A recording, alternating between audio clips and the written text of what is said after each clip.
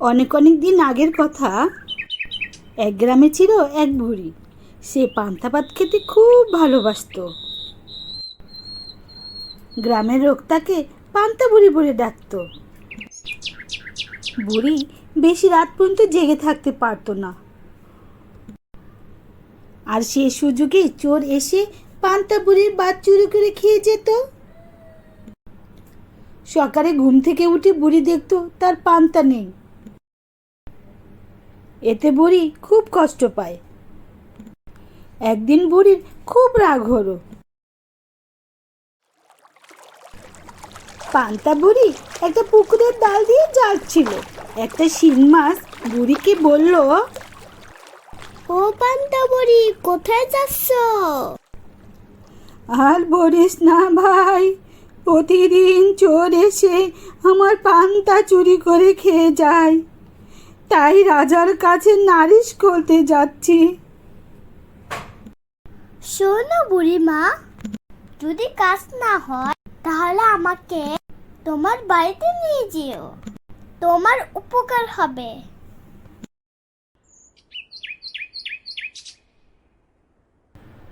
একটু সামনে এগোতে বেল গাছের তলায় দেখা হলো বেলের সাথে।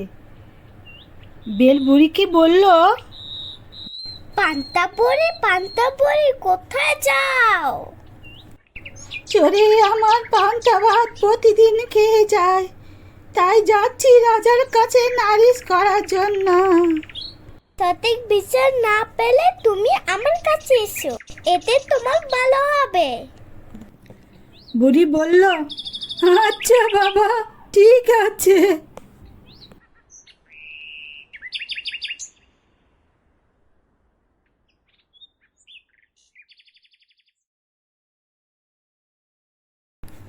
পান্তা বুড়ি কোথায় যাও?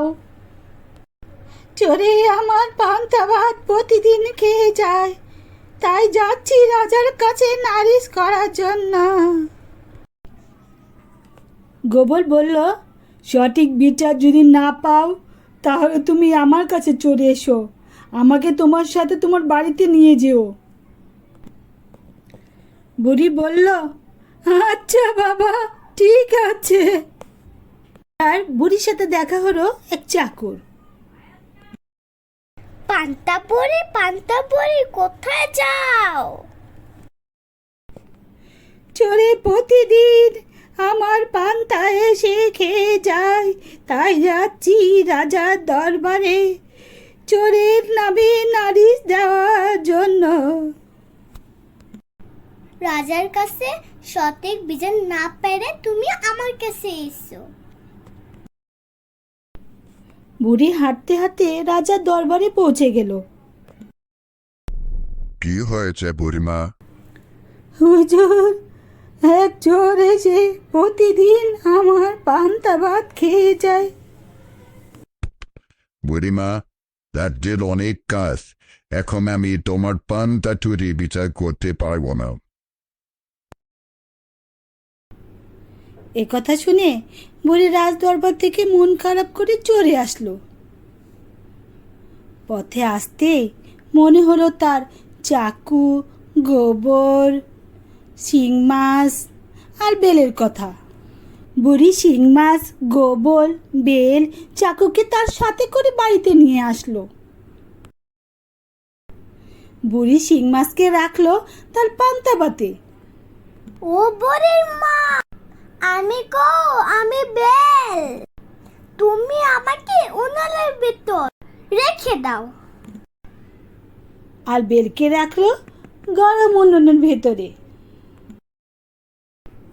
গোবরকে রাখলো তার দরজার সামনে। ও বুড়ি মা, তুমি এখানে গ্যাসের উপরে আমাকে রেখে দাও।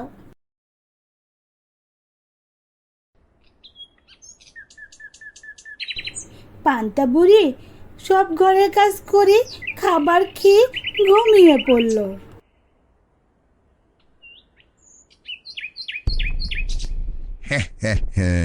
বই পড়ে এখন ঘুমিয়ে গেছে। যাই, আমার কাজটা সেরে নেই। প্রতিদিন পান্তা ভাত খেয়ে যাও, আজকে আমার কাপটা খেয়ে যা। চোর যে পান্তা ভাতের ভিতর হাত ঢোকালো, আর অমনি শিং মাছে তাকে কাটা দিয়ে দিল। আর চোর বার্তা, দেখ তোর অবস্থা এখন কি হয়। শিং মাছের কাটা খেয়ে চোর গেল উনুনের কাছে। আগুনের ছেঁকা দিয়ে হাতের ব্যথাটা একটু কমাবে। যে চোর উনুনের কাছে গেল, আর অমনি বেলটা ধপাস করে ফুটে গেল। বেল ফুটে চোরের সারা শরীরে ঠোসা পড়ে গেল।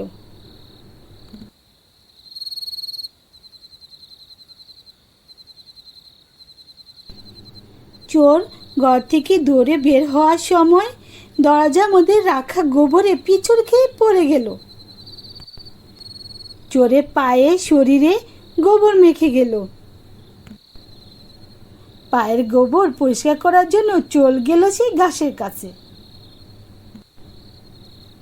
চোর যখন গাছের উপর তার পা মুছতে গেল, তখনই চাকুতে লেগে তার পা কেটে গেল।